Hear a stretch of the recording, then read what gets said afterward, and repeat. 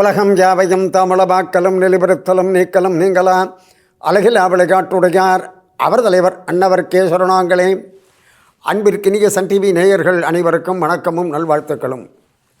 அன்பர்களே, இன்று மார்கழி 1/17/12/2023 ஞாயிற்றுக்கிழமையோடு அமைந்திருக்கக்கூடிய இந்த அற்புதமான நாளில் உங்கள் அனைவரையும் நம்முடைய சிறப்பான மார்கழி மகிமை நிகழ்ச்சிக்கு அன்போடு வரவேற்கின்றோம். இன்றைக்கு மார்கழி 1. இந்த மார்கழி மாதத்தில் கண்ணபிரானுக்கு உகந்த மாதம் என்று திருமால் அடியார்களாலே கொண்டாடப்படுகின்றது.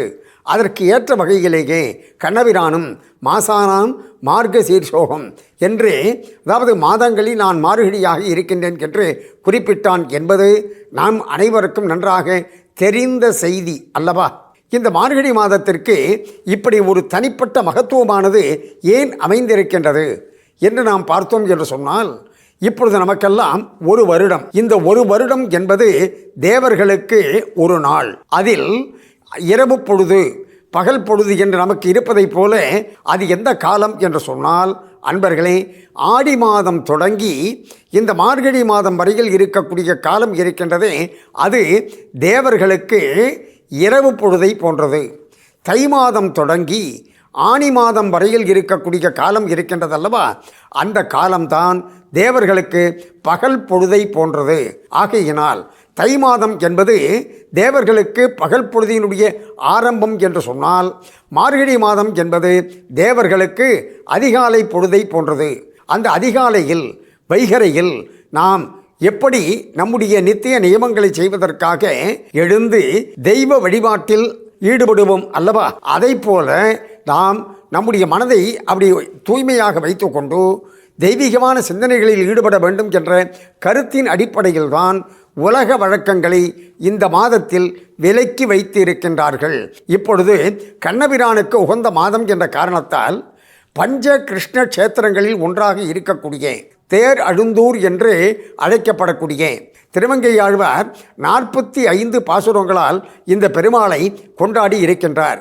மிக மிக அற்புதமான திவ்யதேசம். இங்கு தேரெழுந்தூர் என்பதற்கு 2 காரணங்கள் இருக்கின்றன. அது என்ன என்பதை நாம் அடுத்த பகுதியில் பார்ப்போம். இப்பொழுது நாம் தேரெழுந்தூர் பெருமாளை, ஆமரவியப்பன் பெருமாளை தரிசிப்போம். வாருங்கள்.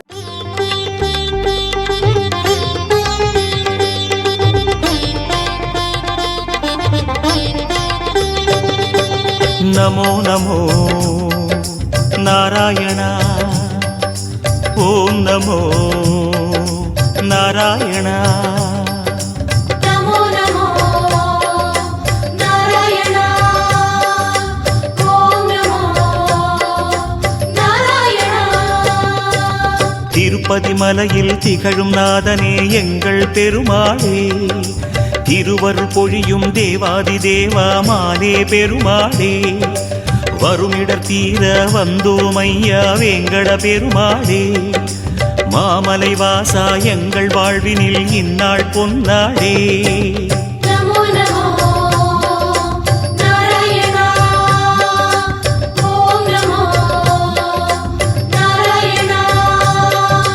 நமோ நமோ நாராயண, ஓம் நமோ நாராயண.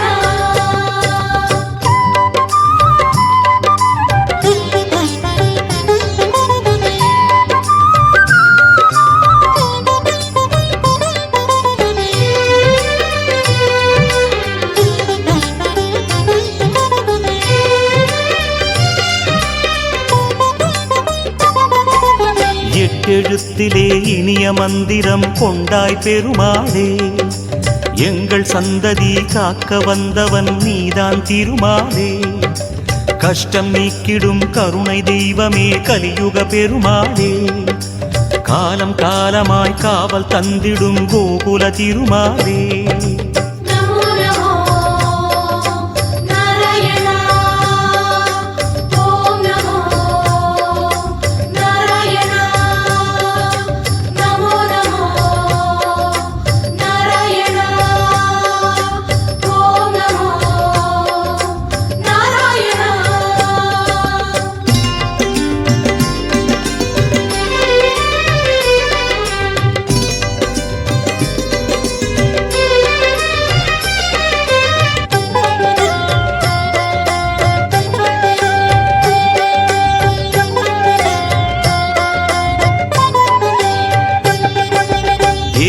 மலையிலே வாழும் தெய்வமே வேங்கட பெருமாளே, 7 ஜன்மவினை தீர்க்கும் மாயனே திருமலை பெருமாளே, ஆழக்கடலிலே ஆதிமறைகளை மீட்டவன் நீதானே, அமுதம் ஆகிடும் உனது நாமமே இனிமை அதுதானே. நமோ நமோ நாராயணா ஓம் நமோ நாராயணா நமோ நமோ நாராயணா ஓம் நமோ நாராயணா.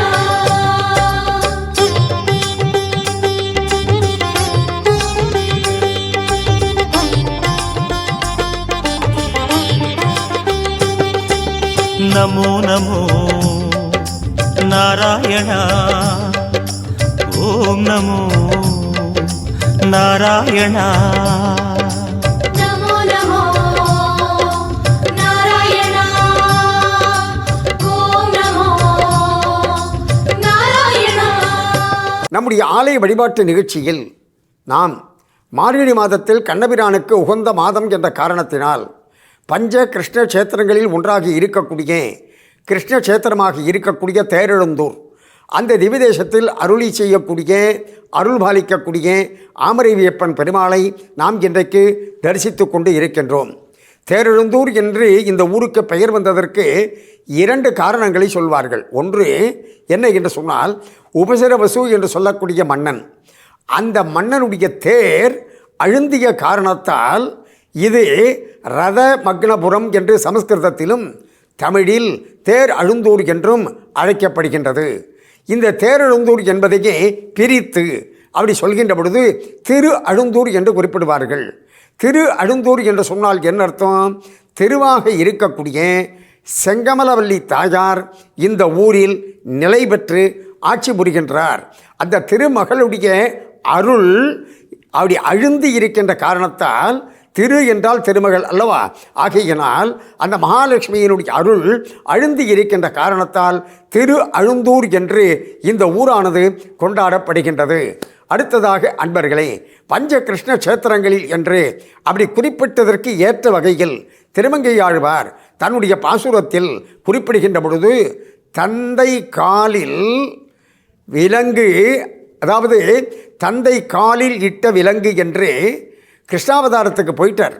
அந்த கிருஷ்ணாவதாரத்தில் வசுதேவருடைய காலில் போடப்பட்டு இருந்த விலங்கு, தந்தை காலில் விலங்கு தாழ் அவிழ நல் இருட்கண் வந்த, அதாவது அந்த இரவு நேரத்தில் வந்து அவதாரம் செய்த இறைவன் மருவி நின்ற ஊர் போலும், அதாவது அந்த கண்ணபிரான் மருவி நின்ற, அதாவது கண்ணபிரான் இங்கு வேறு பெயரில் வந்து இப்படி இருக்கக்கூடிய ஊர் போலும் என்று திருமங்கையாழ்வார் தன்னுடைய ஒரு பாசுரத்தில் குறிப்பிடுகின்ற காரணத்தினாலே தான் நாம் இன்றைக்கு மார்கழி 1ஆம் தேதியாக இருக்கின்ற காரணத்தால், அதாவது கண்ணனுடைய ஆலயம் என்ற கருத்தின் அடிப்படையில் இந்த ஆமரைவியப்பன் ஆலயத்தை இன்றைக்கு நாம் தரிசித்து கொண்டு இருக்கின்றோம். அதோடு மட்டுமல்லாமல் இந்த ஆமரைவியப்பன் என்ற பெயருக்கு ஏற்ற வகையிலேயே இந்த பெருமாள் அப்படி பசுமாட்டின் பக்கத்தில் நின்று கொண்டு கன்றுக்குட்டியானது அருகிலே இருக்க அந்த பசுக்களை காக்கக்கூடியவனாக கோசகன் என்ற அற்புதமான தமிழ் பெயரை கொண்டு அருள்பாலித்து வருகின்றார். கோ என்று சொன்னால் பசு என்ற பொருள், அந்த பசுக்களை காக்கக்கூடியவன் என்று. அதோடு மட்டுமல்லாமல் இந்த ஆலயத்தினுடைய ஸ்தல புராணத்தின் அடிப்படையில் பார்வதியானவள் இங்கு பசுவாக தோன்றினாள். அந்த பசுவை காப்பதற்காக அந்த பார்வதியினுடைய அண்ணனாக இருக்கக்கூடிய தமையனாக இருக்கக்கூடிய கண்ணன் இங்கு இப்படி பசுமாடு மேய்க்கக்கூடிய கோலத்தில் நமக்கு அருள்பாலிக்கின்றான் என்று இந்த ஸ்தல புராணத்தின் அடிப்படையிலும் குறிப்பிடுவார்கள் என்று தெரிவித்து, இப்பொழுது நாம் தேரெழுந்தூர் ஆமரைவியப்பன் ஆலயத்தை தொடர்ந்து தரிசிப்போம். பாருங்கள்.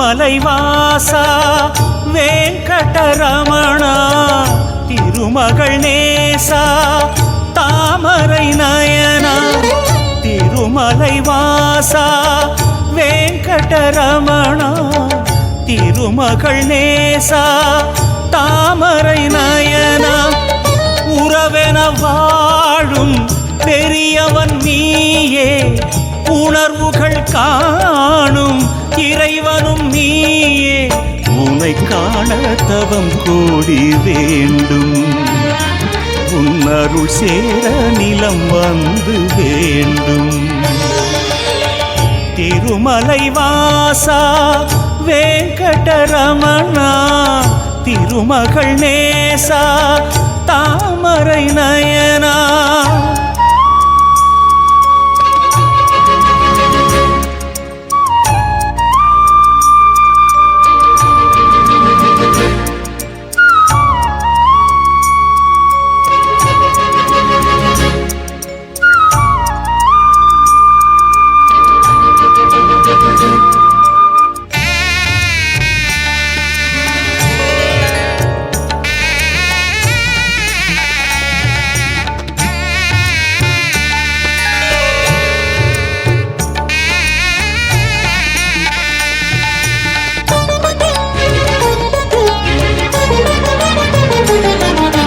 பல கோடி இதயங்களில் உந்தன் புகழாட்சி புரிகின்றதே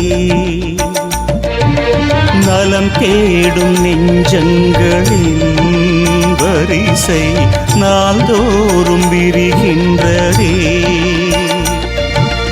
இதை காணவே மனம் உனை நாடுதே இசையோடுதான் உந்தன் புகழ் பாடுதே ஹரி ஹரி கோவிந்தா கதி பெறவும் பதந்தா அச்சுத கோவிந்தா அருள் பெற தரிசனந்தா கண் கண்ட ஒரு தெய்வம் நீதானையா உன் புகழ் பேச காலங்கள் போதாதையா திருமலை வாசா வெங்கடரமணா திருமகள் நேசா தாமரை நயனா திருமலை வாசா வெங்கடரமணா திருமகள் நேசா தாமரை நயனா.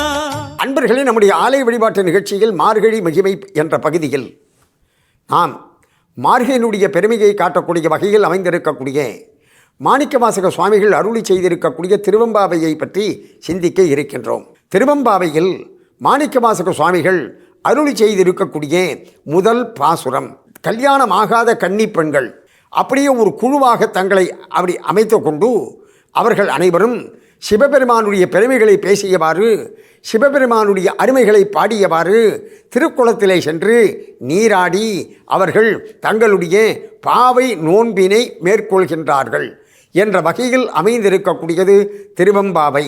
எம்பாவாய் என்று அந்த பாடலானது நிறைவடையும். இந்த பாடல்கள் அனைத்தும் திருவண்ணாமலையில் நடந்த நிகழ்ச்சிகளை, அந்த திருவண்ணாமலையை குறித்து மாணிக்கவாசக சுவாமிகளால் பாடல் பெற்றதாக அமைந்திருக்கின்றது. மாணிக்கவாசக சுவாமிகளுக்கு அவர் திருவாதவூர் என்ற ஊரில் அவதாரம் செய்தார். ஆகையினாலே அவருக்கு வாதவூர் அடிகள், திருவாதவூரர் என்ற பெயரானது உண்டு. இயற்பெயர் என்ன என்று தெரியவில்லை. ஆனால் இவர் அற்புதமான மாணிக்கமயமான வார்த்தைகளை வைத்து அப்படி இவர் பாடல்களை பாடிய காரணத்தால் இவரை என்ன செய்தார்? சிவபெருமானே மாணிக்க வாசக என்று அழைத்தார். அடுத்ததாக அன்பர்களே, இவர் அழிமர்த்தன பாண்டியனுக்கு முதலமைச்சராக இருந்தார். அந்த சமயத்தில் நடந்த ஒரு அற்புதமான வரலாறு, அதை நாம் மற்றொரு சந்தர்ப்பத்தில் சிந்திப்போம் என்று தெரிவித்துக் கொண்டு, அந்த திருவெம்பாவையில் முதல் பாடலில் பெண்கள் அனைவரும் வந்து அப்படியே மற்ற பெண்களை எழுப்புகின்றார்கள். அப்படி எழுப்புகின்ற நேரத்தில் ஆதியும் அந்தமும் இல்லாத அருட்பெரும் ஜோதியை நாம் பாடவும், அதாவது அருட்பெரும் ஜோதியாக இருக்கக்கூடிய, அதாவது அந்த இறைவனுக்கு ஆதி என்பது கிடையாது, அந்தம் என்பது கிடையாது, ஆரம்பம் என்பது கிடையாது, முடிவு என்பது கிடையாது. புரிவதற்காக சொல்ல வேண்டும் என்று சொன்னால், இப்போ நம்ம கோவிலில் போய் இறைவனை விக்கிரகத்தில் வழிபாடு செய்கின்றோம். அதாவது திரு உருவத்தில் விக்கிரகத்தில் நாம் அப்படியே அந்த இறைவனை வழிபாடு செய்கின்றோம். அந்த விக்கிரகத்திற்கு கீழே பார்த்தீர்கள் என்று சொன்னால் யந்திரமானது பிரதிஷ்டை செய்யப்பட்டிருக்கும். அதற்கு யந்திர வழிபாடு என்று பெயர். அந்த யந்திர வழிபாட்டில் பார்த்தீங்கன்னு சொன்னாக்க குறுக்கு நெடுக்குமாக அப்படி கோடுகள் வரையப்பட்டு அதில் அந்த மந்திரங்களுக்கு உரிய எழுத்துக்கள் அப்படியே அங்கே அந்த செப்பு தகட்டில் அல்லது தங்க தகட்டில் அதனை பொறித்து இருப்பார்கள். அதில் வட்டமாக குறியீடுகளும் இருக்கும். அப்படி வட்டங்கள் இருக்கும், பல வட்டங்கள் இருக்கும். அந்த வட்டங்கள் என்று சொல்கின்ற பொழுது அந்த வட்டத்திற்கு எது ஆரம்பம் எது முடிவு? அந்த வட்டம் என்பது சர்க்கிள் என்பது அப்படியே வந்து கொண்டே இருக்கின்றது அல்லவா? அதை போலத்தான் இறைவனுக்கு ஆரம்பம் என்பது கிடையாது, முடிவு என்பது கிடையாது. அப்படி ஆதியும் அந்தமும் இல்லாத, அதாவது இந்த உலகத்தில் எந்த ஒரு பொருளாக இருந்தாலும் அதற்கு தோற்றம் என்பது உண்டு, அதற்கு மறைவு என்பது உண்டு. ஆனால் இறைவனுக்கு அப்படி கிடையாது. அந்த இறைவனை பாடுவதற்காக புகழ்வதற்காக நாம் அனைவரும் உன்னை எழுப்புவதற்காக வந்திருக்கின்ற நேரத்தில் இது உன் காதில் விழவில்லையா, உன் செவி என்ன அப்படி என்று அப்படி தன்னுடைய தோழியை பார்த்து உரிமையோடு ஆரம்பிக்கக்கூடியதாக அமைந்திருக்கக்கூடிய திருவெம்பாவை பாசுரம். வாருங்கள், இப்பொழுது நாம் திருவெம்பாவை பாசுரத்தை சிந்தித்து சிவபெருமானையும் தரிசிப்போம்.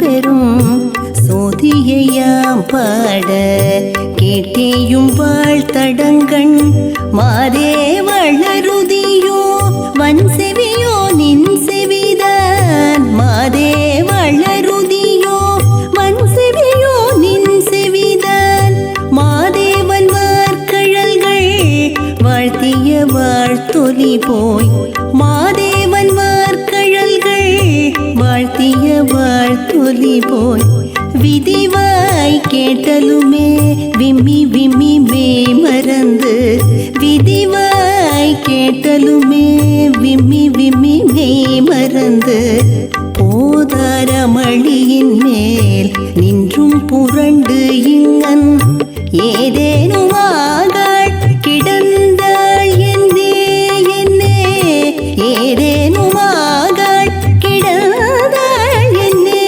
என்னே ஈதேயம் தோழி பரிசேலொரெம்பாவாய் ஈதேயம் தோழி பரிசேலொரெம்பாவாய் ஆதியும் மந்தமும் இல்ல அரும் பெரும் ஜோதி.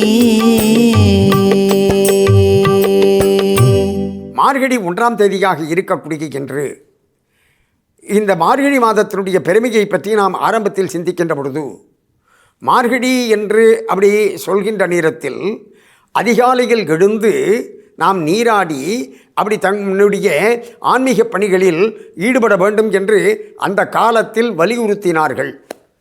அதற்கு என்ன காரணம் என்று சொன்னால் இந்த மார்கழி மாதத்தில் தான் விஞ்ஞான உண்மையும் கூட, அதாவது மெய்ஞானத்தில் விஞ்ஞானத்தை வைத்து எப்படி என்றால் ஓசோன் லேயர் அதிகமாக இருக்கும் இந்த மார்கழி மாதத்தில் தான். நம்ம அதிகாலை நேரத்தில் எழுந்திருக்கின்ற காரணத்தினால் நமக்கு அந்த ஓசோன் அதிக அளவில் கிடைக்கும். ஆகையினால் என்னாகும், நமக்கு சுவாச கோளாறுகள் போன்றவை இருந்தால் அவைகள் நீங்கிவிடும். ஆனால் நம்ம என்ன செய்கிறோம், இந்த பனி நம்ம அப்படி எழுந்து நம்ம பணியை செய்ய விடாமல் செய்கின்றது. ஆகையினால் நம்ம இழுத்து போத்திக்கிட்டு இன்னும் கொஞ்சம் தூங்குவோம் இல்லைங்களா? அந்த மாதிரி இல்லாமல் அதிகாலையில் எழுந்து அப்படி புத்துணர்ச்சியோடு நாம் செயல்பட தொடங்கினோம் என்று சொன்னால் நமக்கு ஆரோக்கியமும் மேம்படும். அடுத்ததாக உள்ளமும் ஆன்மீக அளவில் மேம்படும். அதாவது நம்முடைய உள்ளம் உடம்பு இரண்டும் மேம்படுவதற்காகத்தான் இத்தகைய வழிபாடுகளை நம்முடைய முன்னோர்கள் வகுத்து தந்திருக்கின்றார்கள் என்று தெரிவித்து, அன்பர்களே, இன்றைக்கு நாம் முதலில் தேரெழுந்தூர் ஸ்ரீ ஆமரவியப்பன் ஆலயத்தை தரிசித்தோம். இந்த ஆலயமானது குழந்தைகள் இல்லாதவர்களுக்கு குழந்தை பாக்கியம் அருளக்கூடிய அற்புதமான பரிகார ஸ்தலமாக விளங்குகின்றது. இங்கு அமைந்திருக்கக்கூடிய தாயார் செங்கமலவல்லி தாயார் அற்புதமான வரப்பிரசாதியாகவும் விளங்குகின்றார் என்று தெரிவித்து, சிவபெருமானுடைய அருளாலும் கண்ணபிரானுடைய அருளாலும் நம்முடைய நேயர்கள் அனைவரும் எல்லா நலமும் பெற்று பல்லாண்டு பல்லாண்டு வாழ வேண்டும் என்று பிரார்த்தனை செய்து கொண்டு இந்த அளவில் நிறைவு செய்து கொள்வது நாகை முகுந்தன். நன்றி, வணக்கம், வாழிய நலம்.